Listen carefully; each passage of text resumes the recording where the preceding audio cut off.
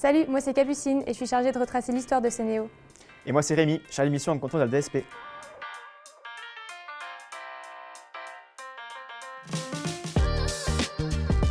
Pour rigoler, je leur dis que je travaille dans une cave, mais je suis à la recherche d'archives pour mieux comprendre la création du service public de l'eau.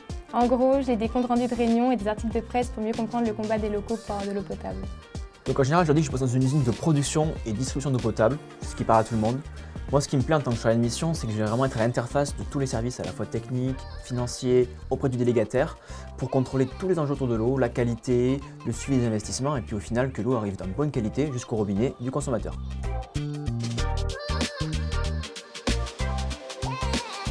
C'est que les enjeux actuels liés à la problématique de l'eau potable avaient déjà été étudiés et identifiés à l'époque.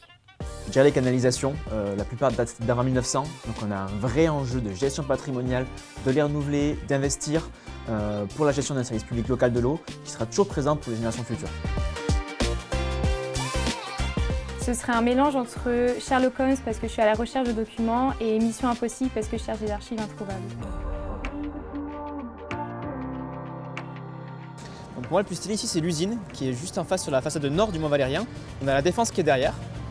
Et ici, on a toute l'eau qui arrive de la station Pagès de la Seine, qui est traitée ici et qui finira son cycle côté Nanterre pour après être distribuée aux usagers.